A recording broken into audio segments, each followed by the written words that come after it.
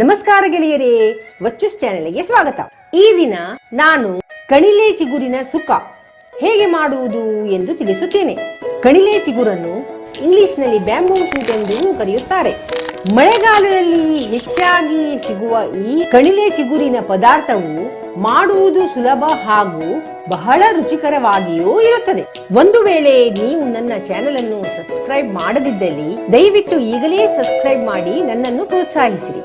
ಇದಕ್ಕೆ ಬೇಕಾಗುವ ಸಾಮಗ್ರಿಗಳು: 1 ಕಪ್ 2 ದಿನಗಳ ಕಾಲ ನೀರಿನಲ್ಲಿ ಹಾಕಿದ ಕಣಿಲೆಯ ಚಿಗುರಿನ ಚೂರುಗಳು, 1 ಕಪ್ ಒಣಗಿದ ಹಲಸಿನ ಬೀಜ ಹಾಗೂ ಬಟಾಟೆ ಮತ್ತು ಮಂಗಳೂರು ಸೌತೆಯ ಚಿಕ್ಕ ಚಿಕ್ಕ ತುಂಡುಗಳು, ಮಸಾಲೆಗೆ 1 ಕಪ್ ತೆಂಗಿನ ತುರಿ, 5-6 ಹುರಿದ ಒಣಮೆಣಸು, 2 ಚಮಚ ಕೊತ್ತಂಬರಿ ಮತ್ತು 2 ಚಮಚ ಹುರಿದ ಉದ್ದಿನ ಬೇಳೆ, ನೆಲ್ಲಿಕಾಯಿ ಗಾತ್ರದ ಹುಳಿ, ಒಗ್ಗರಣೆಗೆ 1 ಚಮಚ ಎಣ್ಣೆ, ಸಾಸಿವೆ ಹಾಗೂ ಕರಿಬೇವು ಮತ್ತು ರುಚಿಗೆ ತಕ್ಕಷ್ಟು ಉಪ್ಪು ಹಾಗೂ ಅರ್ಧ ಕಪ್ ಬೆಲ್ಲದ ಹುಡಿ.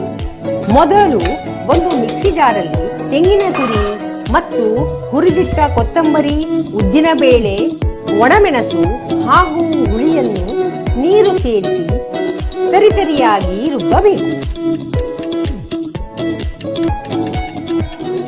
ರುಬ್ಬಿದ ಹಿಟ್ಟು ಈ ರೀತಿಯಾಗಿರಬೇಕು. ಕುಕ್ಕರ್ನಲ್ಲಿ ತುಂಡು ಮಾಡಿದ ಎಲ್ಲಾ ತರಕಾರಿ ಹಾಗೂ ಕಣಿಲೆ ಚಿಗುರಿನ ಚೂರುಗಳನ್ನು ಹಾಕಿ ನಂತರ ಅದಕ್ಕೆ ನೀರು ಸೇರಿಸಿ 2 ವಿಸಿಲ್ ಬರುವ ತನಕ ಬೇಯಿಸಬೇಕು.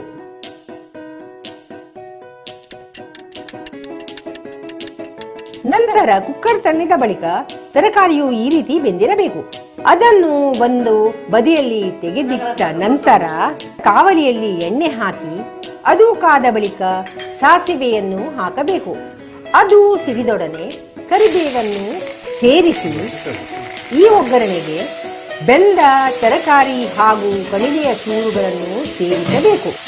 ತದನಂತರ ಅದಕ್ಕೆ ರುಬ್ಬಿದ ಮಸಾಲೆಯನ್ನು ಸೇರಿಸಿ ಬಳಿಕ ರುಚಿಗೆ ತಕ್ಕಷ್ಟು ಉಪ್ಪು ಹಾಗೂ ಬೆಲ್ಲದ ಹುಡಿಯನ್ನು ಸೇರಿಸಬೇಕು.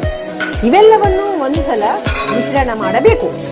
ಒಂದು ಕುದಿ ಬಂದೊಡನೆ ಕಣಿಲೆ ಪದಾರ್ಥವು ಸೇವಿಸಲು ಸಿದ್ಧವಾಗಿರುತ್ತದೆ. ಮಳೆಗಾಲದಲ್ಲಿ ಇದು ಬಿಸಿಯಾದ ಅನ್ನದೊಡನೆ ಚಪಾತಿಯೊಡನೆ ಸೇವಿಸುವುದು ಬಹಳ ಮಜವಾಗಿ ಇರುತ್ತದೆ. ಈ ಕಣಿಲೆಯು ರುಚಿಯಲ್ಲಿ ಸ್ವಲ್ಪ ಒಗರಾಗಿ ಇರುತ್ತದೆ. ಆದುದರಿಂದ ಇದನ್ನು 2 ದಿನಗಳ ಕಾಲ ನೀರಿನಲ್ಲಿ ನೆನೆಸಬೇಕು ಎಂದು ಹೇಳುತ್ತಾರೆ.